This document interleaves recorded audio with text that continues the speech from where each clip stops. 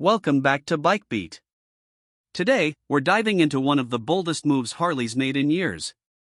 It's a name that once ruled the streets in blacked out glory, and now, in 2025, it's back and badder than ever. I'm talking about the Harley-Davidson Bad Boy. This isn't just another cruiser. It's a machine with muscle, history, and a ton of attitude packed into two wheels. So grab your helmet, because we're going deep into the ride, the feel, the looks, and everything in between. The 2025 Bad Boy is a tribute to Harley's iconic 1995 model that rocked the now legendary Springer front end and all-black aesthetic. Back then, the Bad Boy was the rebel of the Harley lineup, stripped down, aggressive, with more bite than polish. Now, Harley's given it a modern twist. It's still mean, still unapologetic, but smarter, faster, and far more refined. At its core, it's still all about that raw presence.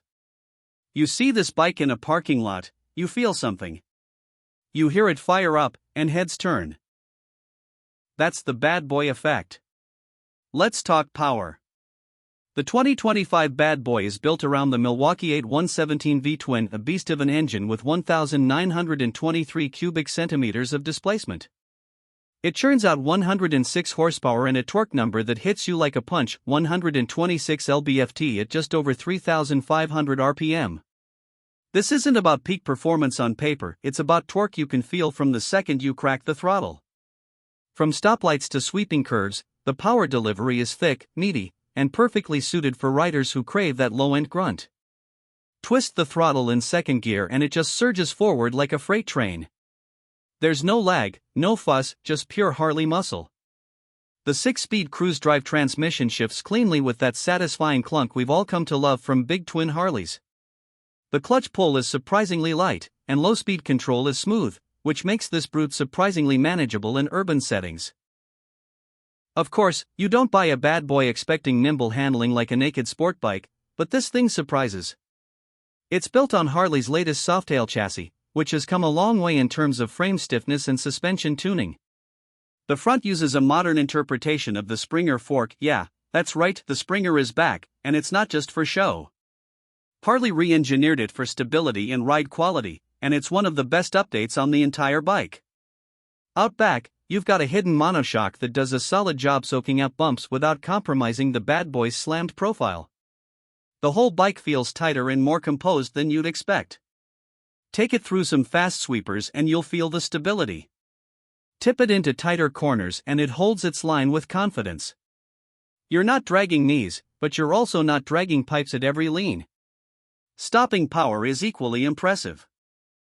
Brembo brakes come stock, with a 4-piston caliper up front and a dual-piston unit out back. ABS is standard, and Harley includes their Reflex Defensive Rider System, or RDRS, which adds cornering-enhanced ABS and traction control.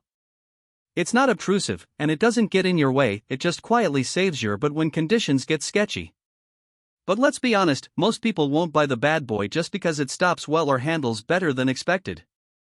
They're buying it because it looks like trouble in all the right ways. The styling is pure aggression, and Harley nailed the details. Matte black finishes dominate the frame, motor, pipes, forks, even the wheels. You've got gloss black accents around the headlight bezel, side covers, and tank badge, which add just enough contrast. And speaking of the tank, it's a slim 2.1-gallon peanut tank that gives the bike that stretched-out chopper profile. It's narrow, sculpted, and paired with 12-inch mini 8 bars that strike the perfect balance between comfort and attitude. The seat is a low-slung solo saddle that puts you deep in the bike. Seat height is just over 26 inches, so even shorter riders will feel confident throwing a leg over. Front and center is the reimagined Springer fork, a true tribute to the original Bad Boy but with modern damping and much better composure. It doesn't pogo or flex like Springers of old. It's controlled, stylish, and immediately sets this bike apart from every other Harley in the current lineup. It's a visual anchor, and it just looks mean, especially when the LED headlight kicks on. Full LED lighting comes stock, including a circular Daymaker headlamp that keeps the vintage vibe alive but throws serious light down the road. Instrumentation is simple. An analog speedometer with a digital inset gives you fuel level, trip meters, gear indicator, and clock. No giant touchscreens, no navy, no distractions. Harley knows what this bike is about. It's meant to be ridden, felt, and heard. And that brings us to the sound. Out of the box, the exhaust has that low, rumbling bark you want from a Harley. It's tuned, but not neutered. It growls at idle, roars when you're hard on the gas, and gives you just enough bark on decibel to make you grin like an idiot. Harley offers a Screamin' Eagle Stage I upgrade if you want more bite, and trust me, you will. The 2025 Bad Boy is also a blank canvas for customization. Harley's dropped a catalog full of accessories, including blacked-out slip-ons, custom grips, pegs, seats, and more. Want to go full bobber? Easy. Want to stretch the rear fender and run a wide tire kit? They've got you covered. The Bad Boy is meant to evolve with you, and it's the kind of bike that begs to be made your own. Now, let's talk numbers. The 2025 Harley-Davidson Bad Boy starts at $19,999 US.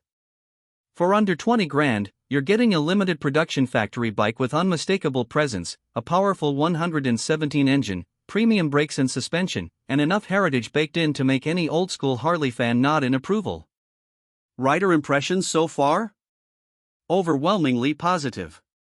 From younger riders just getting into the cruiser scene to seasoned Harley vets who remember the original Bad Boy, the response has been strong.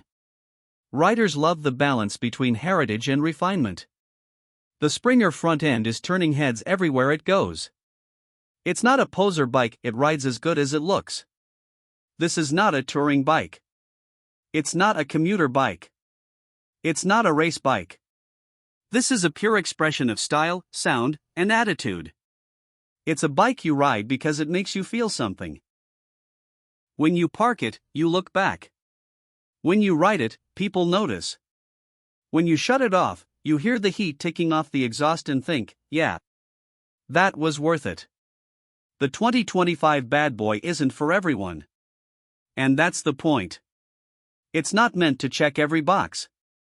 It's meant to burn rubber, drop jaws, and take you back to when bikes were built to stir the soul. It's loud, it's low, it's unapologetically Harley, and it just might be the most badass cruiser Harley's made in years. So if you're looking for something with muscle, character, and a little bit of rebellion in its DNA, the Bad Boy is calling. The only question is, are you ready to answer? Thanks for watching Bike Beat. If you've ridden the new Bad Boy or you're thinking about it, drop your thoughts down in the comments. Hit that like button, punch that bell, and subscribe for more real deal motorcycle content. I'm Jake. Ride hard, ride smart, and I'll catch you in the next one.